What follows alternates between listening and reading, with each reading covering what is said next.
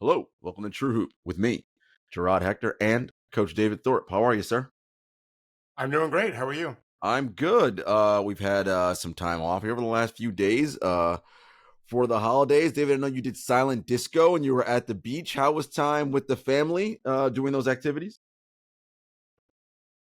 This is going to sound worse than I mean it to be, but there is really something, I mean this in a good way. There's just something magical when my two brothers and I get together with, especially with our wives and kids. The kids all love each other. They're all about the same age, 20, I think between 20 and 22, Mm-hmm. everyone. There's six of them, and they just have the best time with each other. My brothers are very much like me, probably better looking, smarter, younger for sure. But we have the same personality. We sound the same, and so the kids just have a fucking blast. And silent disco, we had a good meal first. Silent disco is so fun, and my wife secretly shot a lot of video that is completely G-rated, but it's hysterical. I would never really reveal it. I'm not the funniest one, but what's nice was afterwards when we left the beach, we came here and my daughter and I are watching. My daughter got late into the Marvel Mm-hmm. movie things that my son and I did. I was a dumbass. I think it was 6 or 7 when I took him to Iron Man, Mm-hmm. which was probably not the best thing. I had no idea there'd be guns. He survived it, and then became Marvel fans with me. And then she came around later, but she and we've done a couple of the Godzilla King Kong Oh, movies, nice. and so Apple TV has a new show called I think Monarch Mm-hmm. Legacy of Monsters. Mm-hmm. It's outstanding. Not a whole lot of monsters yet. Very well done. We're having a blast watching it at late at night. And Max and I watched a little Hard Knocks last night Oh. because he's getting more into the bigger picture view of sports, not just the team side and not just the player side. And Mm-hmm. it's a good show. I like I like the head coach of the Dolphins a lot, and I don't know any of the players. Tyreek Hill, I had no clue about him. My son's teaching me some of this stuff because he pays attention. But no, it's been great. And then also just seeing them with their mom Yeah, yeah. and my mom and their other nana. Yeah. How about you? Good times, man. We had some company over and shared some delicious wine, courtesy of Coach David Thorpe. The wines are a big hit. They were delicious, and it was really just I enjoyed just storytelling and just hanging out with folks and disconnecting from your Yeah. everyday work life, right? Which and David, you talk about it all the time. I do. We're very fortunate that we get to do this for a living, right? Like we love basketball, and right, most people don't have that, right? They have to do jobs they generally don't like, and for a variety of reasons, right? We're very, very fortunate. So I don't ever want to sound like, oh, poor me, I have to talk about basketball or watch basketball all the time. It's pretty fucking awesome.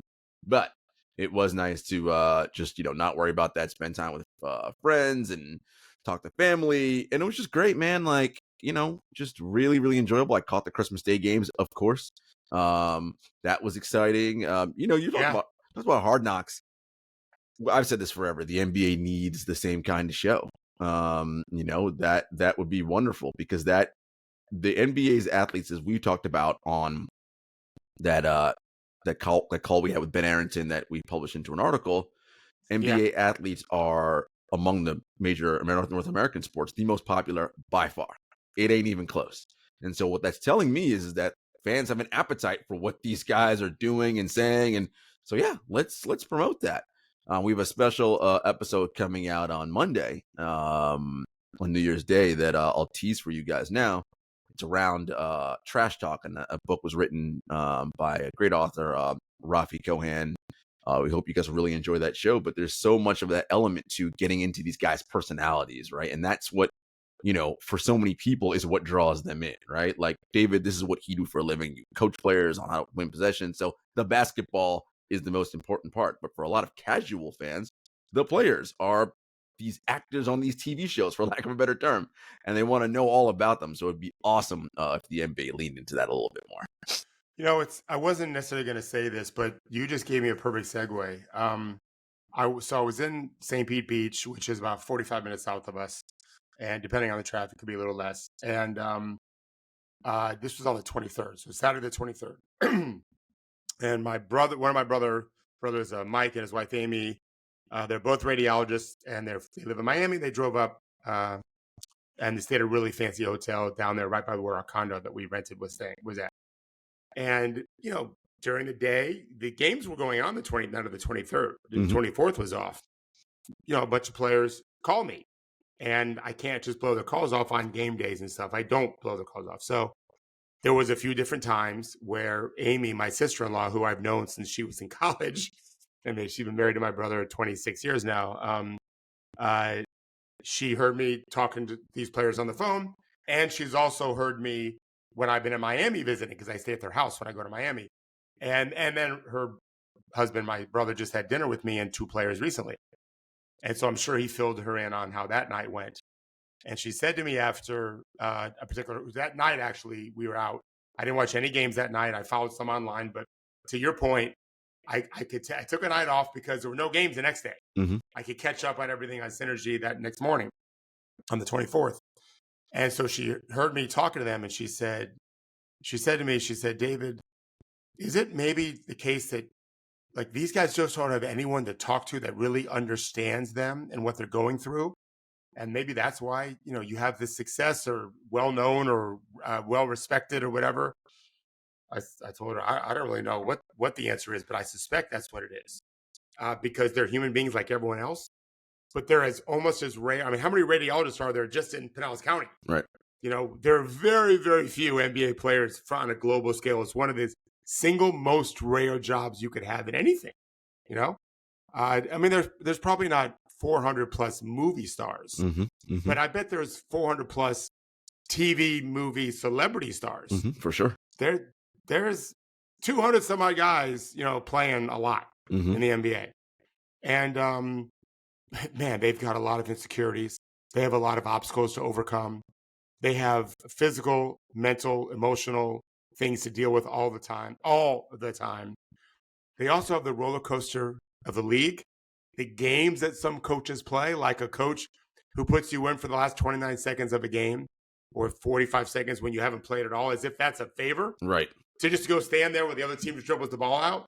Like, I don't think they were doing anything necessarily by it. Maybe they were. There's the rookies trying to take your job. There's the old guys who don't want to give up their job. There's when you're a star, there's the pressure.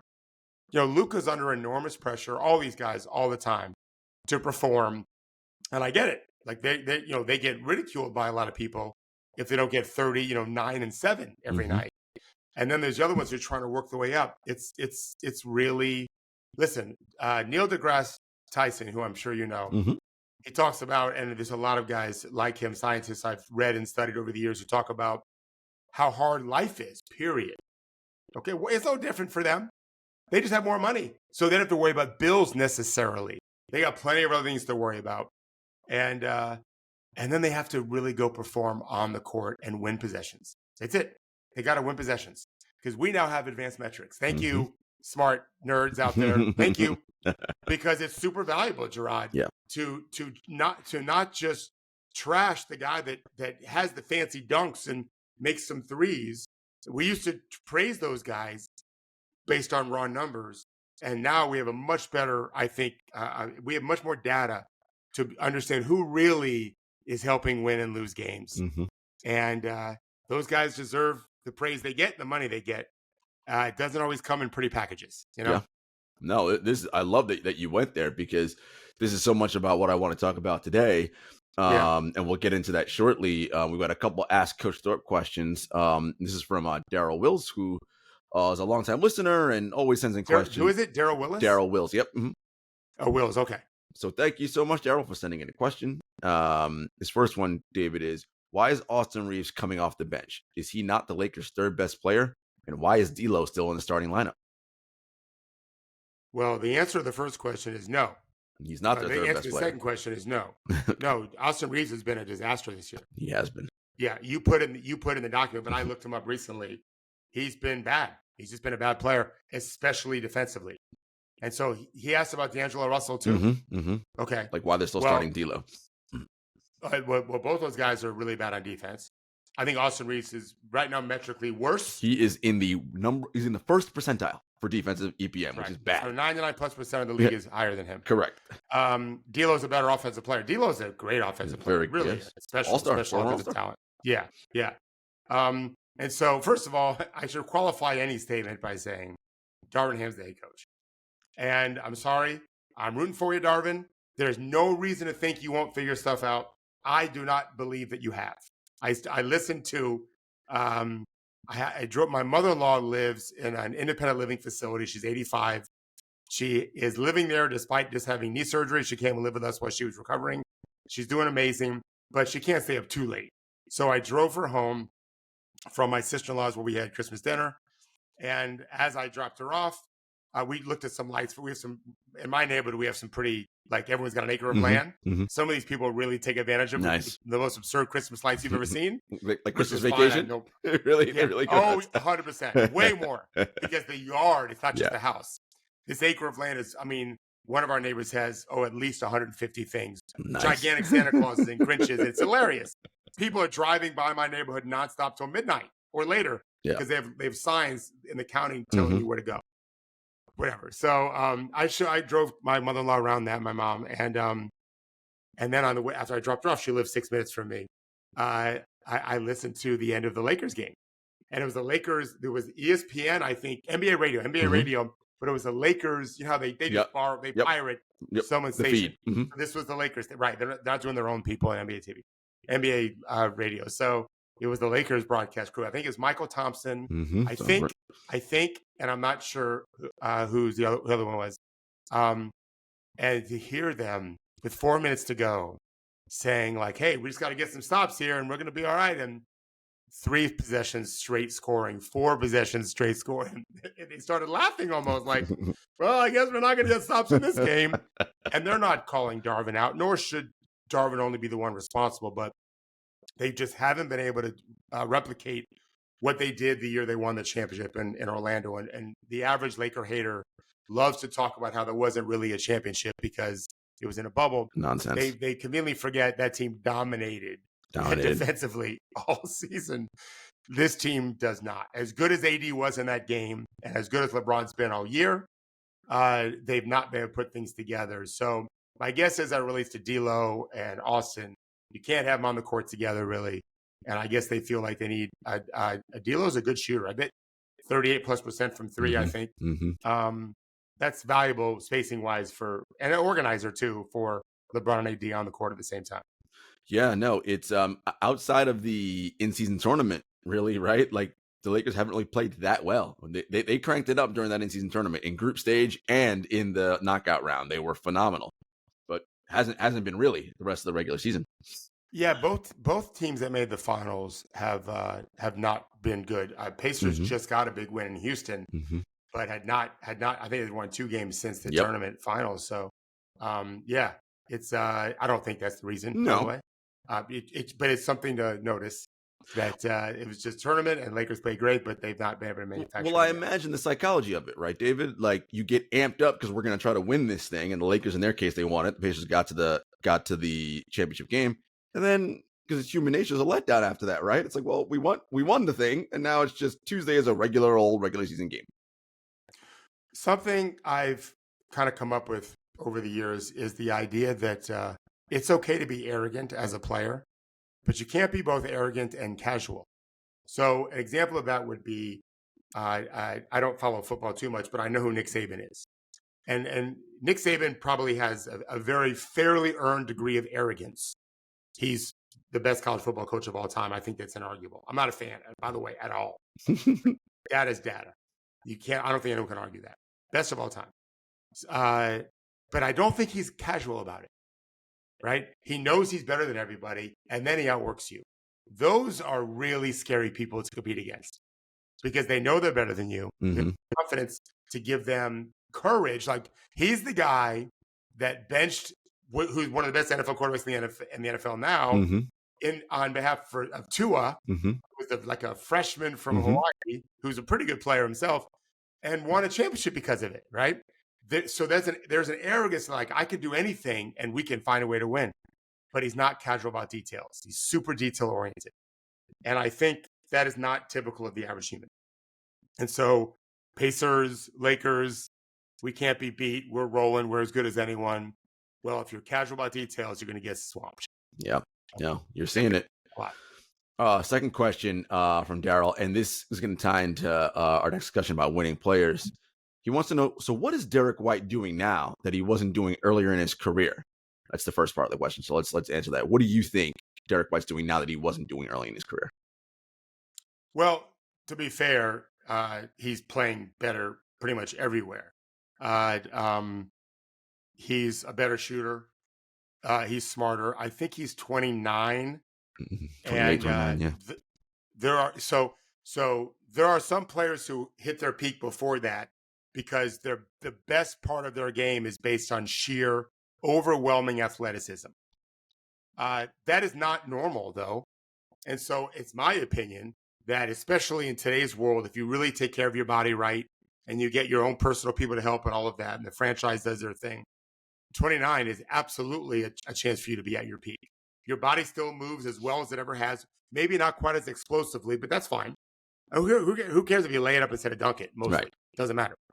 And yet your mind is 1,000 times better. Not 1,000, but 100 times faster and better. Really, it is that much.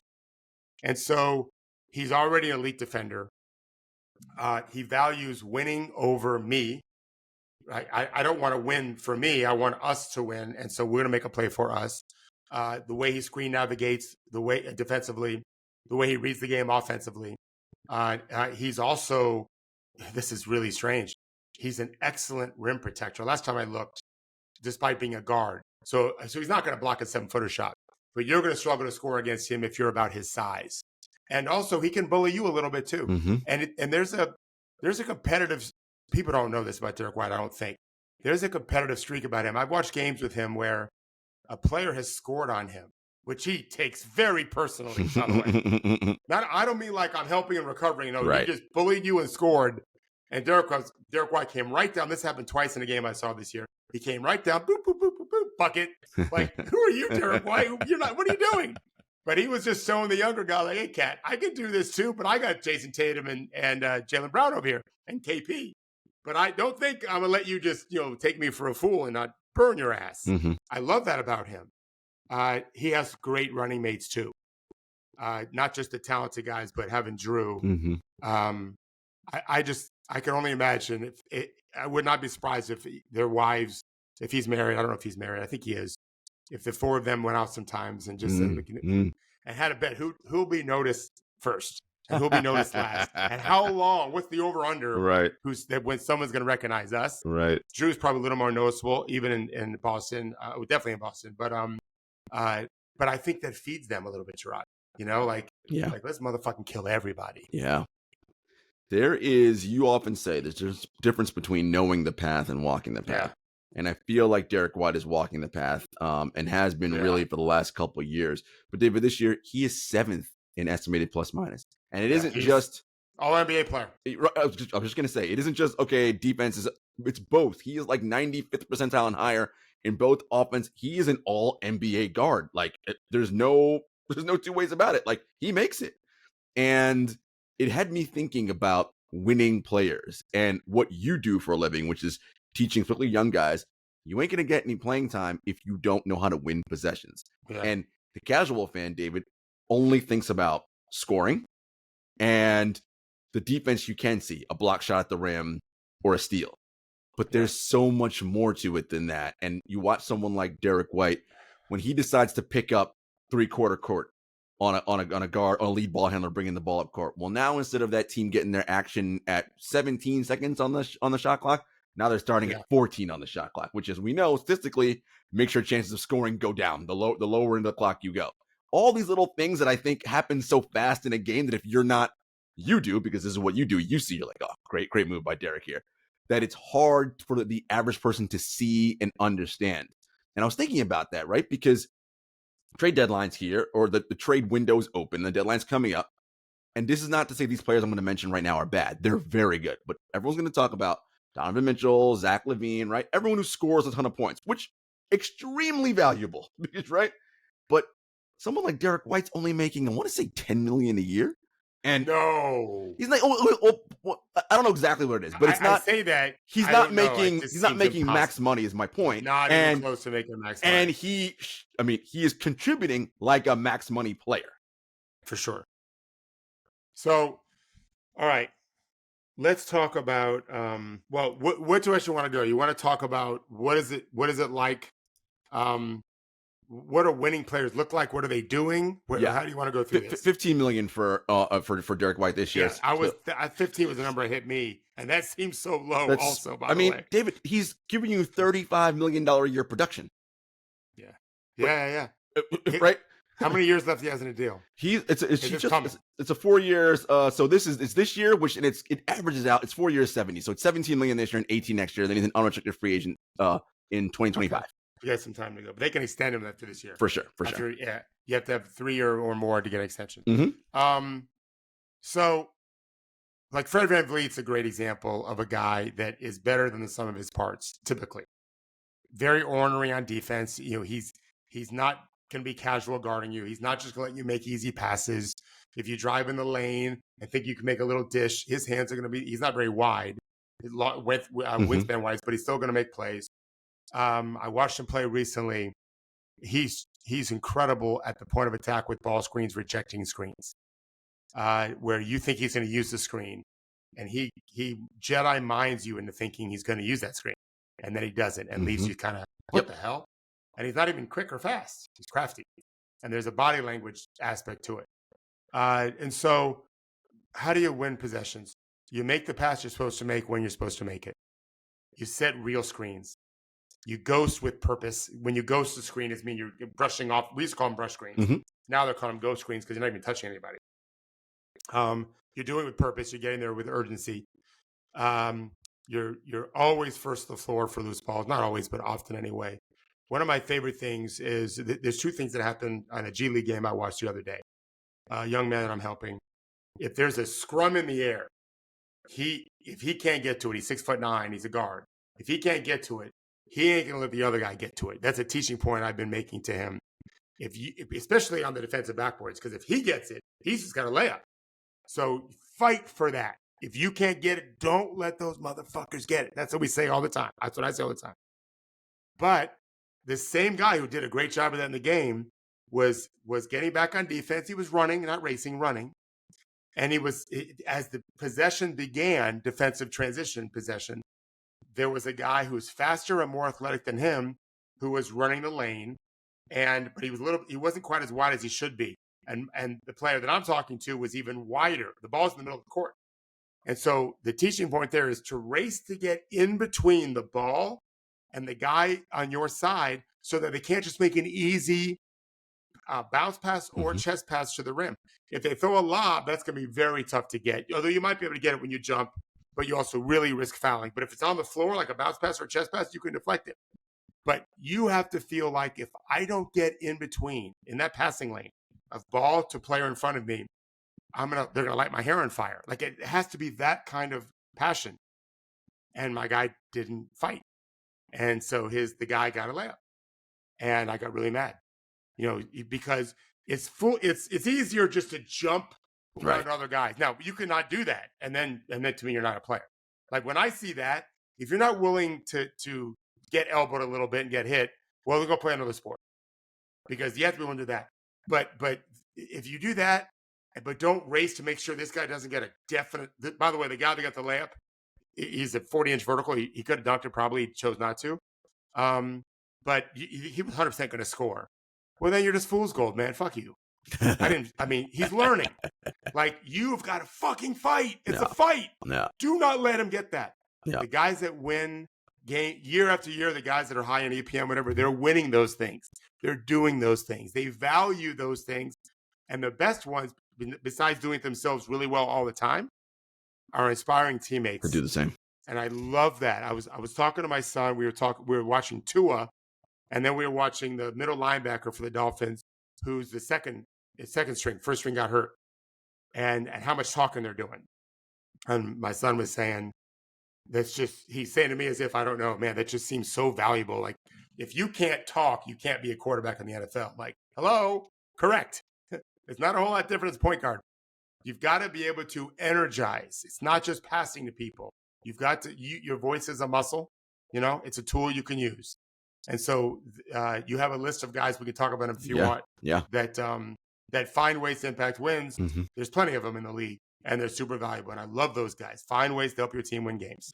Yeah. And again, I think those things, again, because of the way that basketball works, one, it's a very fast-paced game. Two, what media companies like House of Highlights and ESPN prioritize, right? And Henry talks about this all the time. We pay the dude who scores a bunch of points and who looks awesome doing it, right? That is what we focus on. And look, as just someone who enjoys sport and amazing feat, watching somebody trick off and get 30 is super incredible and awesome to watch. But that's one thing, right? There are all these other things that help you win possessions. And I was just looking at guys, as I mentioned, again, love Mitchell and Levine. Like, they're very valuable people and can help teams win for sure. But there are other guys who people probably are like, oh, who's that guy? Like, and you don't, because they don't score 20, you're like, is that person even good? One of our favorites, Alex Caruso, right? A guy who can shoot 38%. I think he's shooting from three this year. And really guards. And then guards, gets up into your shit. Like, again, in that way where if I'm, and it's again, this won't show up in the stat line, but if he's forcing that lead ball handler now to either pick up his dribble or push them later into the shot clock to get their offense initiated, that is a win. And it may show up as a missed shot on the end, but again, you don't realize, no, the reason why the shot was missed is because it had to be rushed because you didn't get into your action early because Alex Caruso was up this guy's ass at three-quarter court, right? That's the chain reaction that leads. So he's an awesome guy. I know you like him a lot. I love him, and I want to reference something else. I'm so caught up on football right now, but not from this show at all. But I grew up a big football fan. I'm a Floridian, for crying out loud. And you went to the University of Florida. You're a Gator, for crying out loud. Right, but even long before that, I mean, I played, whatever. I was one of those guys that I loved the 4-yard run. Back it was a little bit different then. People didn't pass quite the same. Although Dan Fouts did, most didn't, right? Yeah, I loved that. I loved Eric Coryell because their best wide receiver was Wes Chandler, who went to Florida. That's correct. Long before I was there, but he was amazing. The 4-yard run. That's why I say Emmitt Smith is the best running back of all time. I don't care. Barry Sanders had a bunch of touchdowns. Emmitt had more. 4 yards. Keep getting 4 yards. Because guess what? 3 of them, you got a first down. And you get 3 more plays to make something happen, right? The blocking that's required, the read from the quarterback that's required, that's the nuts and bolts of the game, the fundamentals of the game back when I would watch it. I don't watch it now. Caruso, and some of the other guys on your list, but let's say Alex Caruso, he's like the king of the 4-yard game.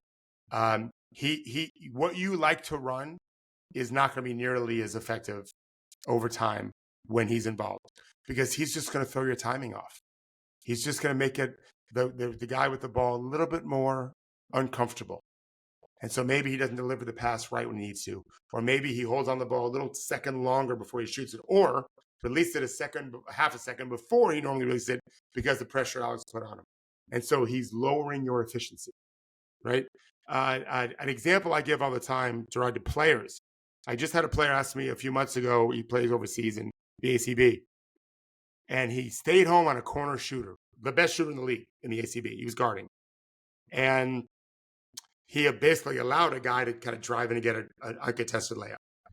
And he kind of said his coaches want that. And I said, well, listen, your coaches are stupid. I said, what do you mean? I said, well, Alex, I said to the player, what is this kid shooting from 3?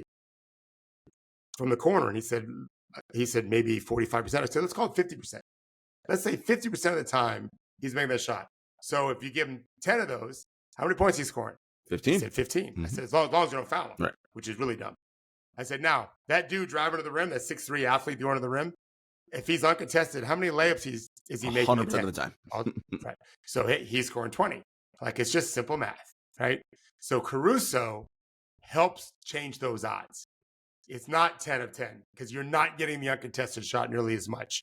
When I watch players get screened high, which happens sometimes really high, and are surprised, the ones that race to get back connected, even though they're behind the offensive player knows they're there. It's in his consciousness. Do I need a hostage dribble? Slow him down and you control him with my ass. Do I just speed to the rim? Well, if I speed to the rim, I may not be able to finish as easy because I'm going so fast. And now help is coming. I'm making him think more and maybe force him to do something he isn't normally practicing well or effective at, whether he's practicing it or not. That's the effort that you have to give to chase a guy down and stay connected. Which one of the most common things I send Jarod in clips I think I've done 80 clips already this morning. I just had to close half of them, and I couldn't finish by the time we started our show. So it's still sitting on my laptop. Is the guys stunting to help a driver? Are you stunting with purpose so that maybe he'll throw it to your guy, you get deflection, or are you just kind of mailing it in? If you're just mailing it in, the driver knows you're mailing it in, and he's not thinking about you. You got to get him to think about you.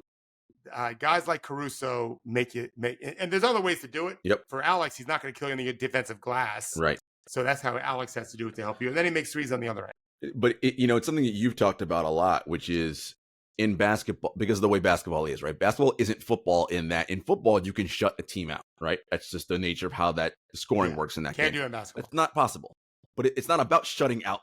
That's not what it's about. It's, to your point, it's decreasing the efficiency and making the odds less likely. And that requires, to your point, the racing with purpose, the stunting with purpose. Like, and because you watch enough basketball, you all know when someone's doing the fake hustle effort. I'm like, that ain't real. You're pretending like you want to do it, but you're really not giving the actual effort. And I love that you mentioned, well, the offensive player knows if you're just faking the effort, and they know they can get by you. And they see it on film too. Yeah, talk about efficiency. I listened to Rick Carlisle the other day talking. His team, he was bragging, his team has held opponents to less than 120 points 4 straight games. It seems like a silly thing to boast about, but they lead the league in pace. So their 120 is not the same as Houston's 120, who they just beat in Houston. And so because they're getting so many more possessions in these games. And so it's all about that. It's just about, I was telling someone this yesterday. There's a player that I was talking to, couldn't miss from 15 feet. The balls were not swishing, but they were going in. Second box jumpers all day. His three was off, and there was a mechanical thing he was doing wrong with his 15-foot shots, but the ball was still going in. But when he shot the three, that mechanical problem I thought was causing a real problem. And I said to him, if I stood 10 feet from you and shot a laser just 1 millimeter off your left shoulder, okay, this is my left shoulder, and the camera may look right, but it's my left shoulder. Then as it goes by you, the laser beam, it's only 1 millimeter from you. But if this thing could travel 10 miles, it would be so much more offline, right? 10 miles away than it is right here. Well, that's the difference. That's like 15-foot shot versus 3. You're a little offline from 15 feet, but because you're not far away, it still goes in. The extra 8 feet, 9 feet, 10 feet, now it's missing. Those little things make such a difference. So whatever I can do defensively to change that angle just a little bit more is a huge advantage for me. They're going to make less shots, right? That's so big. This is Coach Thorpe's basketball brain. They're getting a little nuances here. A team I know you watched up close and personal recently for the holidays with the Orlando Magic.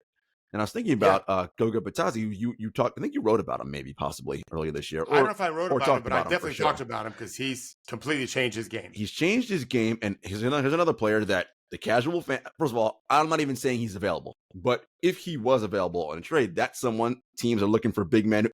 Oh, that's somebody who you go after because he'll help you win possessions. How does Goga help Orlando win possessions? Yeah, this is not about who's available. We don't know. Right. I've already written about the players I think should be available. The Magic would be crazy to trade him. What's ironic about the Magic is when he was in Indiana, he was strictly a 3-point shooter. They don't have him shoot threes in Orlando, and they need 3-point shooting. In fact, in my opinion, they need a 5 that can shoot threes. Wendell Carter Jr. can't do it. So either he's shooting him, he's not making them. So Goga is really a good drop defender. And I don't think Indiana knew that either. And that's what's interesting, too, about one team's trash, another team's treasure, you know? Rick Carlisle's a Hall of Fame coach, and his team is good. They could use Goga right now. Defenders. Yeah, they could. Although I like Isaiah Jackson just fine. Their backup point. Their backup 5. Goga is ornery. I studied him maybe 3 weeks ago in drop coverage. If you just drop to the rim, and I know you're dropping as the guard, well, I know I'm going to get my little floater, pull-up jumper all day long. If you always aggressively come up, well, then I know I'm going to throw that lob to my rolling big. If I can't read you, if you're giving me mixed signals, well, now I can't commit with the same kind of confidence, and you've created doubt in my head, which is, I think, a big one. There's a few teaching points I really make a lot to defenders. One is to make players uncomfortable, so they think more about you, the guy guarding them, than the other four guys on the court. A lot of turnovers come when I'm so busy worrying about what you're doing to me as a defender that I'm not reading the other four guys. And another way to do it is to create doubt in their minds. So we talk about the opposite offensively is you want to get to a point where you're committing to it and loving it. So I'll ask players all the time, I'll send them a clip. I'll say, I don't love the runner here, but if you love the runner, commit to it. And sometimes they'll write back, you know what? I love that runner. Okay. Then don't sometimes shoot the runner, sometimes shoot the jumper when the runner is always there. If you love the runner, better shoot it all the time. If you love the jumper, better shoot all the time. If they make you change it up, well, that's a little harder to do that because you're deciding in the last second. So Goga I think he's terrific so far anyway this year as the drop guy and making you uncomfortable. And then he's ornery. He's making plays on the ball, making plays in the lob, whatever, and rolling really well offensively. Although I think his defensive metrics are better than his offensive metrics, if I remember right. Yeah, and their team collectively is defending too. Yeah, that doesn't hurt. Yeah, I think that's the big thing, right? You talk about basketball as jazz. There has to be a way in which those players are connected, right? All four guys are. If the point of attack person is doing a thing, right? The drop coverage guy all those things are working in synergy together to make the defense difficult, right? That's what's causing the problems. And I think you're seeing that Orlando for sure. Jalen Suggs has been great defensively for them. Like they're really doing great. Yeah. They're doing some awesome stuff. Yeah, that's my I think Dano probably gets coach of the year. Chris Finch is there. Yeah. But as of today, I would lean to Jamal Mosley. No, they have Shai Gilgeous on one team and Chet. They've got Anthony Edwards and Cat and Rudy. Orlando's got Paolo in his second year. Right, his second-year player. Franz Wagner, his third year, who was not doing well till very recently. He's playing better. I'd lean toward Jamal Mosley right now. And there's a perfect example of Mosley of someone who you weren't sure if he was a good coach 3 years ago. He never done it before. Right, but now so you can get better. It's possible. And I'll tell you this. I'm picking Jamal Mosley not for this reason, but I respect him for this. The defensive coordinator for the Magic is a guy named Dale Osborne. Dale spent, I think, 8 or 9 years with Terry Stotts in Portland. So Dale Osborne's from Ocala Vanguard High School in Ocala, Florida. Played at, I want to say, Western Kentucky a long time ago. I say a long time ago because he and I were coaching against each other when we were in our early 20s. He's a couple years older than me. I bet he's my guess is he's 60 this season. This year he turned 60 or has turned 60. I saw Dale when I went to Orlando recently. And I said to Dale, it's flat out, like, what's going on here? And I can't give you the nuts and bolts of what he said, but I can tell you Jamal really stresses it, emphasizes it all the time. And he said, it gives me a voice. That's all he had to say. It gives me a voice. The rest I can't repeat, but boy, that's valuable. When you're the head coach and you are loving up your defensive coordinator and giving him a real voice, you can hold your guys accountable more easily because you're prioritizing it. And so the Orlando is not fun to play against defensively at all. Yeah, they got Jonathan Isaac, who's making a little bit of a comeback. I don't know if he's there yet or not, but he's at one point he was going to be the defensive player in the world, I thought.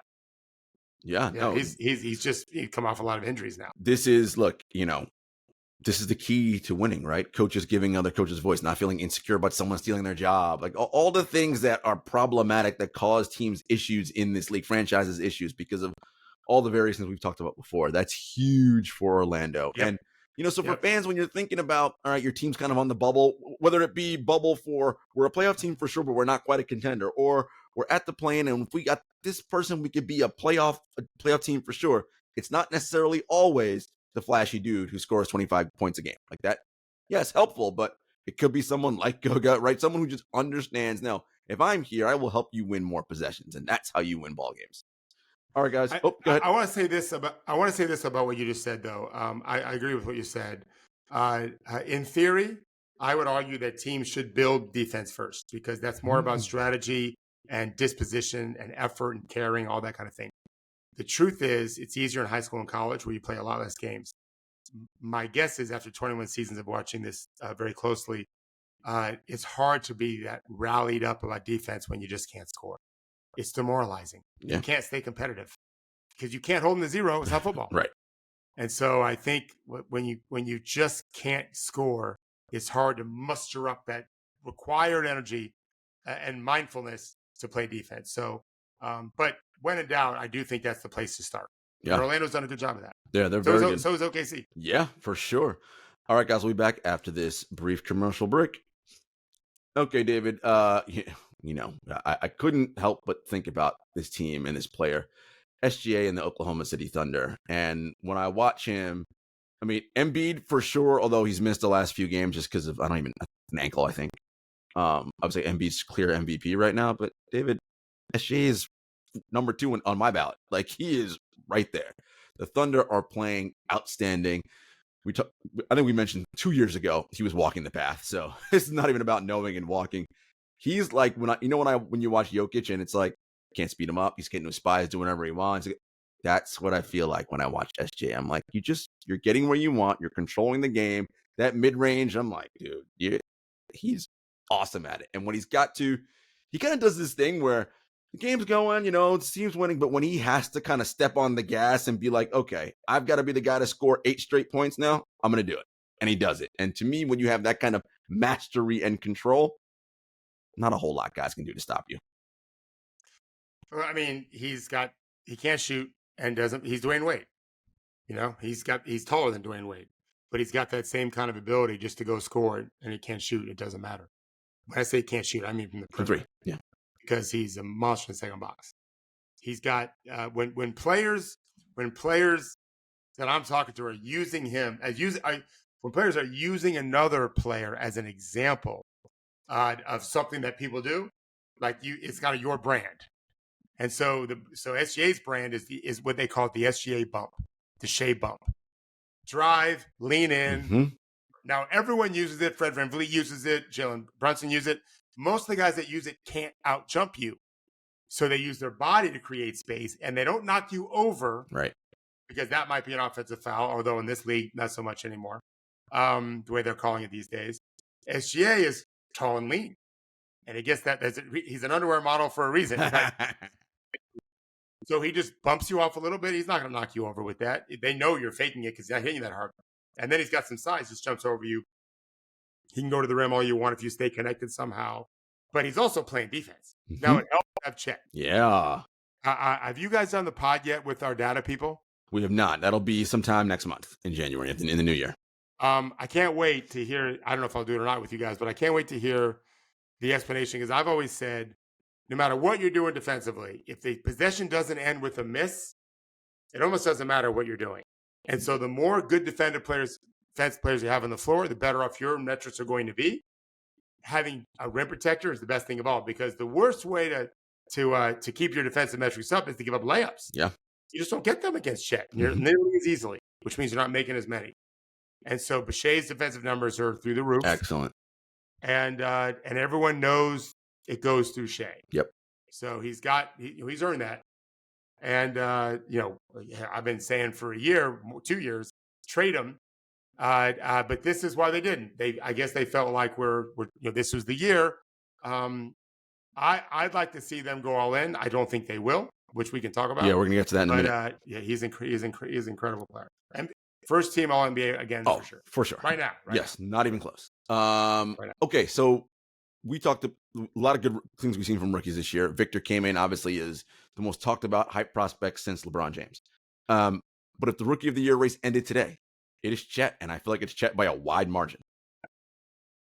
Yeah, so my first thing always is, what if you flip-flop those guys? Well, I was just going to say. I don't think Victor shoots as well as Chet. No, not nearly. And that's a factor. Yeah, that's a factor. He'd be even better than defensively, in my opinion, than Chet. Although he's pretty good. 1 year, OKC did a good. Yeah, Chet's terrific. OKC did a hell of a job with Chet the year he had off for sure. Mm-hmm. The weekly meals with his head coach probably doesn't hurt. But yeah, Victor, I think OKC will be maybe not quite as good, which is a compliment to Chet. But maybe they would be. I mean, just from the sheer nature, Chet would struggle in San Antonio. Just from the sheer point of Chet has multiple people who can throw him a proper entry pass, just right off the bat, and San Antonio has nobody. So I mean, let's just start there. They chose to play Jeremy, which is so weird. Right. So Chet's playing awesome. Chet apologized to nobody. He's making threes, protecting the rim, finishing at the rim, has shown some ability to score beyond that. If he never does any, I call him Marcus Camby 2.0 for this exact reason. If nothing changes, He's a monster on the glass and on defense. It can make threes. Camby 1.0 because he couldn't make threes. Right. This guy can't. Yep. So he's exactly what I thought he would be, and he's got lots of room to grow. Right. He can get way better. So to your point, right? If you're OKC, like it's very easy to fall in love with the fact that we have 8 billion picks, so we can always get young talent from here until the end of time. Okay, that's all well and good. But you have an MVP candidate right now, today on your team in Shai Gilgeous-Alexander. You are, what are they, third in the West? You're already in a position where we can make some noise and do something now. Because we don't know what's going to happen next year. What if somebody busts up their metatarsal and, oh, well, Right. that's too bad. You're out now. Like, so the future is great. I think they should. And look, I know you think so too. We've talked about who we think it could be. So let's say they keep Chet. Chet's not part of the deal. Chet's staying. So it's Chet, SGA. What would be, assuming you get rid of Jalen Williams and Lou Dort, right? Because and a bunch of picks, I'm sure, because Lou Dort's salary will match someone of that caliber. Jay Williams is incredible. And then, whatever picks work to get those people happy. What do they need if you move Dort and Williams off the starting five? A wing, obviously, but. I think we've talked, maybe we haven't talked about it. I thought we had. I think they need a go-to paint scorer. He doesn't have to be a player at all. But he's got to be someone that gets you buckets in the paint in a way Chet can't. He's got to be someone that you're going to have to double. Or he's just going to score really, really efficiently because Chet's going to drag the five out. So we're talking about a power wing, power forward, power wing that can just outmaneuver bigger guys or bully smaller guys. And so now if you got to double him, you're really fucked. Pascal Siakam. Shooters. I mean, he makes a lot of sense to me. But I don't think they're going to make a deal for one reason. That's what it is. No, what? I think, and Sam Presti's done an amazing job. So this is not being negative on him. But it seems like most of these guys, most of the time, just want the longest runway possible to continue to make the money they make, the lives they live. And I understand it. I'm no better than anyone else. I can understand why people do it. If you make a big trade and it doesn't go well, people are asking questions. So why not wait a year or two before they start asking the questions? If you don't grow into the contender, which they might anyway. Right. I don't think they will. I still think they are missing that high-level scorer to play with Shai. I agree. That'd be the third wheel, so to speak. Not that he couldn't be the MVP of a series. He could be, depending on how you guard the other two, right? Porzingis could absolutely be an MVP of a playoff series this year. Sure. Because the way they guard, so could Derrick White or Drew Holiday. Right? They're loaded. So good. So, and I think they have the Thunder, because of those picks, can make almost any deal happen. That's why I think they should do it. And they've got the picks. And they still are going to be fine for years to come. That's what I mean. Young. Yeah, I agree. I'd like them to see him do it. I just don't trust that they will. But maybe they will. Presti, it's certainly possible. Presti is built like a 15-year runway. Like it's long enough that you can move off of some and still have a ton of picks in the future to get what you need. Pascal would make so much sense there. Now imagine an SGA, Pascal, and Chet Holmgren.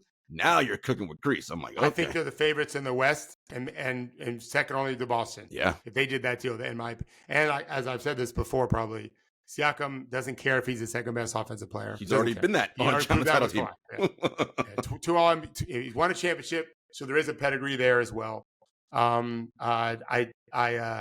there's other guys too. I'm sure if I thought about it, just guys that can really. You just have to look who's scoring in the paint.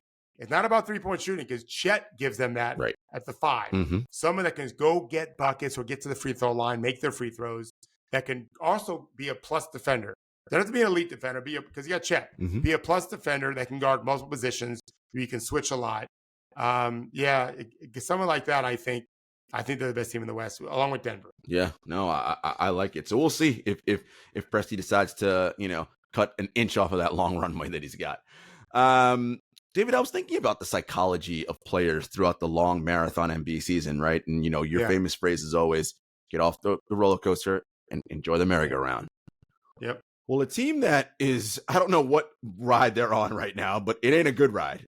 Straight down. It's just, they're on Stuntman's free fall, and it's just free falling. It's continuing. It hasn't stopped yet. They're swimming on the surfboat out to the wave, and the tsunami's coming, because it's only going to get worse right now Oh for my them to God. win some games. We're, of course, talking about the Detroit Pistons, losers of 27 in a row. And it's just, look, I know it's not a happy locker room. I know it's not a happy coach's room. It's all negative feelings everywhere. And that can just get demoralizing. But then it made me think of two modes of psychology. What do you think the psychology is of the team itself? And then the psychology of the opponents coming in, because while you know they're down 27 in a row or whatever it's going to be, you don't want to be the team that gets them off the schneid and has that victory. So let's start first with the Pistons. Where are they right now emotionally? I spoke to an NBA player last night who's very close with a Pistons player, and it's bad. Yeah, no surprise. The young guys are a little confused. Why? If it's about development, why are we playing less? I have not looked at Oscar Thompson's minutes, but I need to, because I'd heard that maybe he's not playing as much as he used to, and chasing this win. Kate Cunningham is blaming himself for some stuff, which is fine. I'm not sure how much Monty's blaming himself, but they overpaid him tremendously, and I'm all for him making all the money he can make, but like, you have to make wholesale changes. There has to be. These guys aren't being listened to anymore, I'm sure. Nobody in the NBA wants to be part of that record, and they're going to have it until someone loses 28 or 29 or whatever they finally win a game.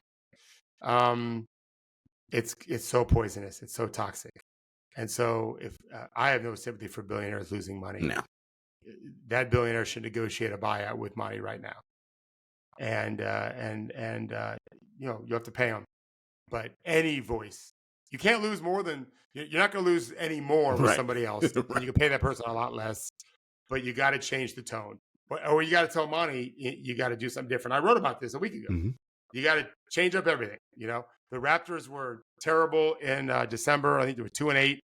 And they finally changed, put Dennis Schroeder on the bench. And they beat Washington by 30 in Washington. Now, it's Washington. Right. But there's no guarantee they're going to win that game. And they won by 30. They blew them out. It wasn't a competitive game. You got to make some changes. So whatever Monty can do, whatever he's been doing, do the opposite. Yeah. Or do something very different. Literally. And so the psyche, terrible. Like, these guys probably don't want to go to work in the morning, which is sad. Yeah.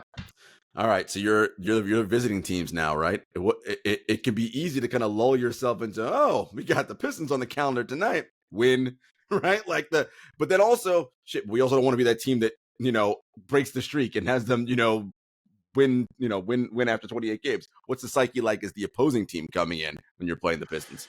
So what the psyche is like compared to what it should be like, two different things. So what it should be like is, what I'd be saying to teams is, man, no one's going to remember who they finally beat. No one's going to remember who was on that team.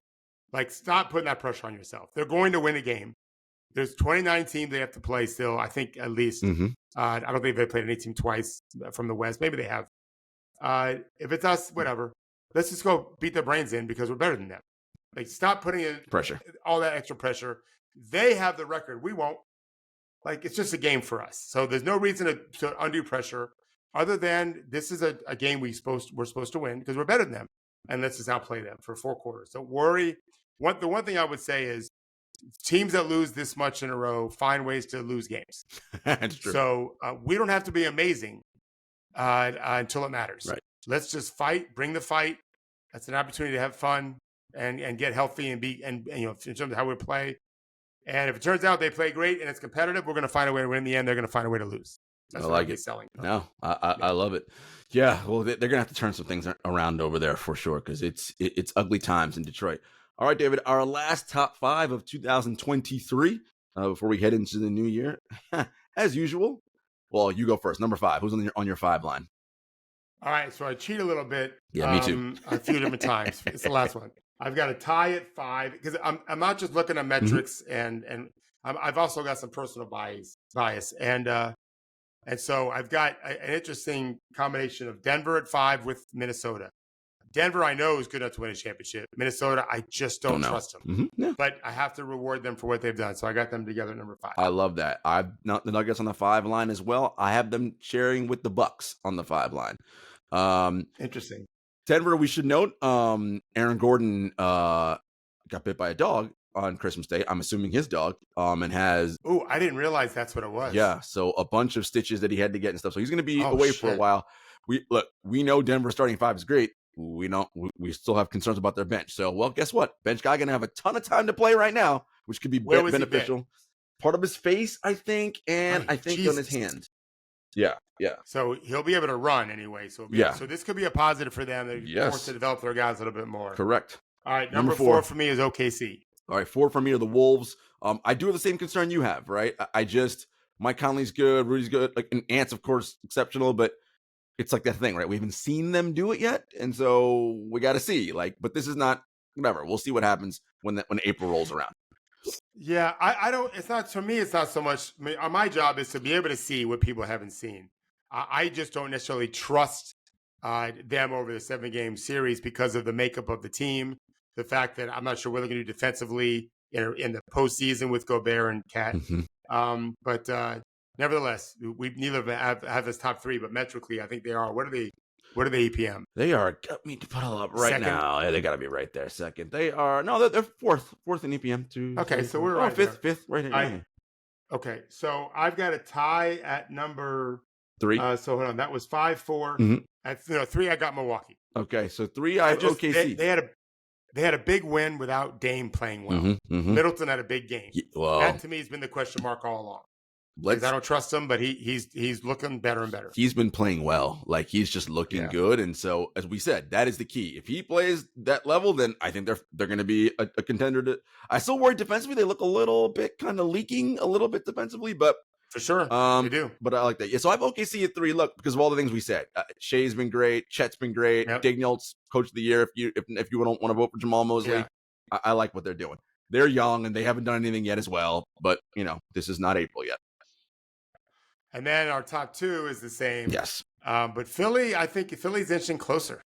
I really like what I'm seeing from Philly. Metrically, Boston and Philly have the best adjusted net margin by like a pretty good margin. Boston's at like plus 10, Philly's like plus 8. And then everybody else is like plus 5 and variations under that. Look, Embiid missed 3 games in a row. I think he didn't play Christmas. He didn't play the game after that. Probably just a little ankle maintenance, whatever. I like the makeup of that team a lot. I know I wasn't sold on them early. You were.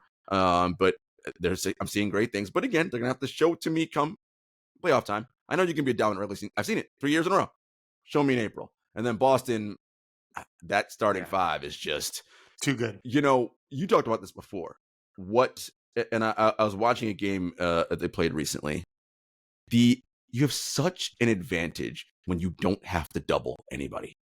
Like, it's just such a big, because you're not stuck out of rotation now. No one's scrambling. Yeah. Everything's fine. And also when you have no bad offensive players. Well, and that you have to guard everybody. Yeah. And when one of those guys is Jason Tatum, and the other one's Jaylen Brown, like it's really a problem. Yeah. When you can't leave anyone easily. Yeah. They're well built. They are. Yeah. We're not leaving though until I want to hear New Year's Eve plans. Oh, well, New Year's Eve is for me anyway, like you're going to laugh. I'm too old for like going out on New Year's Eve. So we'll make a nice dinner. We'll crack open one of the lovely Coach Thorpe bottles of wine. Nice. We'll probably watch a movie. We're going to, because no, we're done. And besides, we're going on vacation like 2 days after. So, you got to not party too hard. Yes, right. Keep it low. I get it. What about you? All right. So I've done everything on New Year's Eve. I've done the party scene. Yep, done it too. I used to manage the sporting event, the Outback Bowl in Tampa, 11 a.m. kickoff. So my day started at 5 a.m. So I would be asleep by 10. Because first of all, I was exhausted from 2 weeks of running around and the event. Yeah, and so at 5 a.m. I'm already out the door, but I would get up at 4:30. And then once I left, I stopped and started doing strictly training and coaching in early 2000s. We used to, when our kids rolled enough, starting at the age of 5, we got them. We didn't let them play video games. Remember the game Wii? Mm-hmm. So we got Rock Band. The only game we bought was Rock Band, so we could do it as a family. It's so fun. And so we started a Rock Band. We did a Rock Band party with all of our friends and their kids, and that thing grew to, I'm not joking, 75 people come to our house. And then at midnight, my kids started a thing where they jumped in the pool, which keep in mind, maybe 65 Right. or maybe some mornings it was definitely really cold, but Right. normally not so bad.